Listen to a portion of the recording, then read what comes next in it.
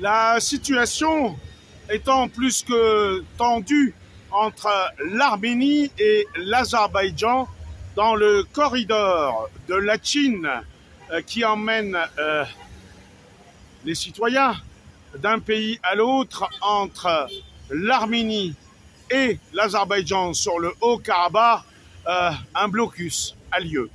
Mais le monde entier ne regarde que en direction de la Russie et de l'Ukraine. Ce conflit reste décidément bien oublié, même si actuellement ce que cachent les autorités des deux pays et les médias, ou le peu de médias qui en parlent, c'est une affaire de gros sous, évidemment.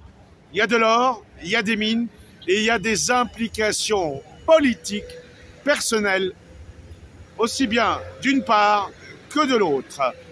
Nous sommes à Erevan, en Arménie, où des actions ont lieu de protestation, de manifestations. Il y en a eu devant l'ambassade de Russie, devant le bureau des Nations Unies. C'est vrai que au Conseil de sécurité, ça a été évoqué, et qu'une partie, une infime minorité, une partie de certains politiques en France ont évoqué ce sujet. Quoi qu'il en soit, c'était aussi au Conseil de sécurité de l'ONU où la Russie a toujours son veto. Mais ici, à Erevan, quelques actions ont lieu.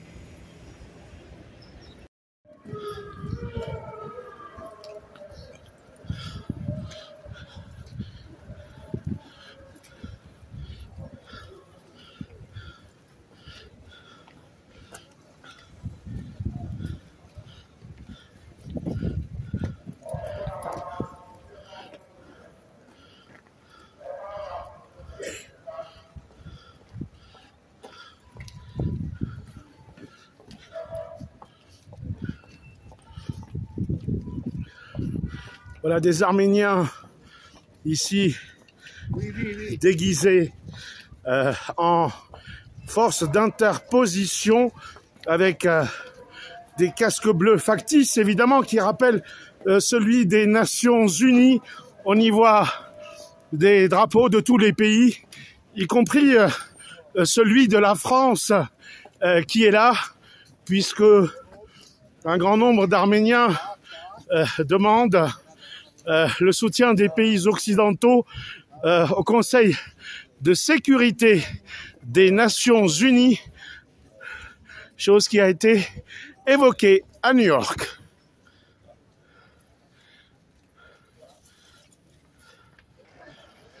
Voilà, nous sommes à Erevan, très précisément au cœur du centre-ville, non loin du siège du gouvernement où siège le Premier ministre Nicole Pachinian.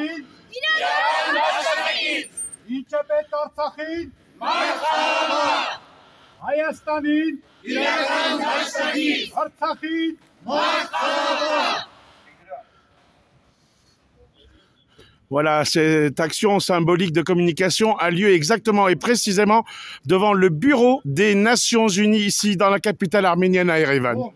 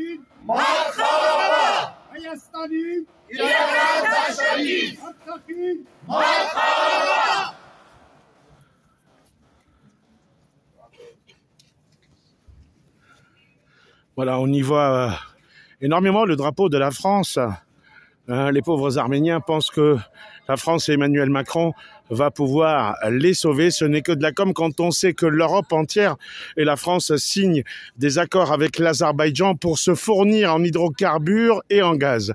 La com est une chose, la réalité de la réelle politique malheureuse en est une autre.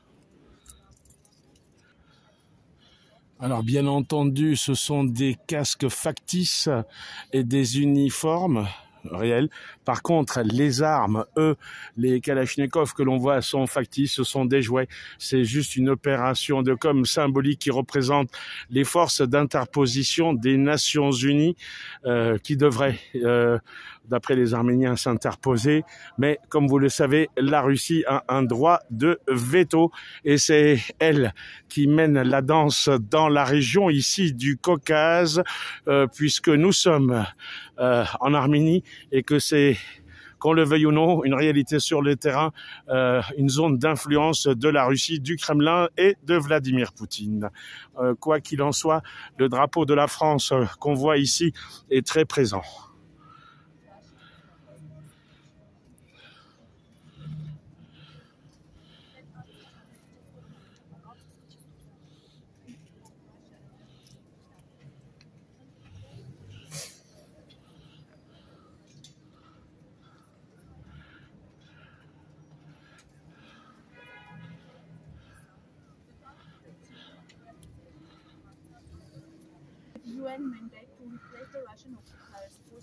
Voilà, les différents journalistes de la presse aussi bien arménienne qu'internationale couvrent en même temps que moi cet événement à Erevan.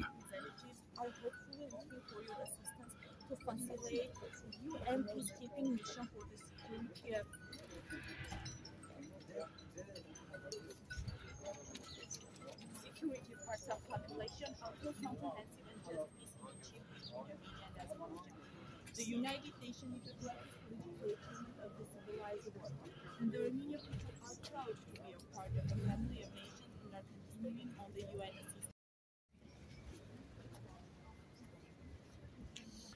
Comme vous pouvez le voir ici à Erevan, en Arménie, malheureusement ce n'est pas toute la population, mais des groupes très inquiets de la situation du blocage de la route entre l'Arménie et l'Azerbaïdjan sur le corridor de la Chine, notamment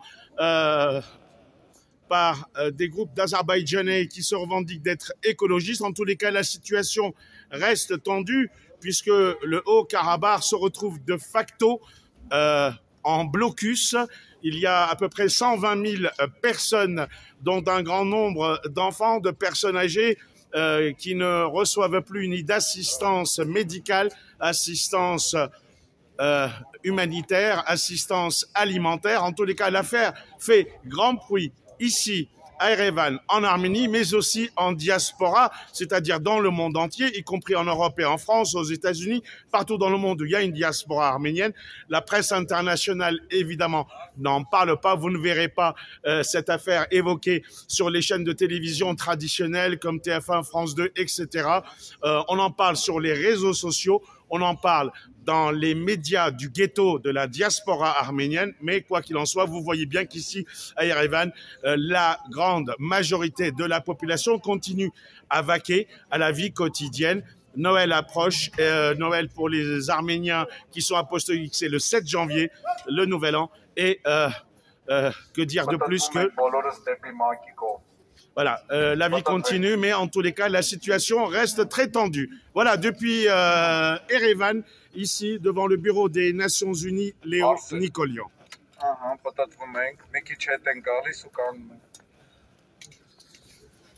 Հնարավորություն տանք ներսից էլ տեսնել մեր ուղերձը, թե ինչու է կայանում մեր կոչի իմաստը որն է։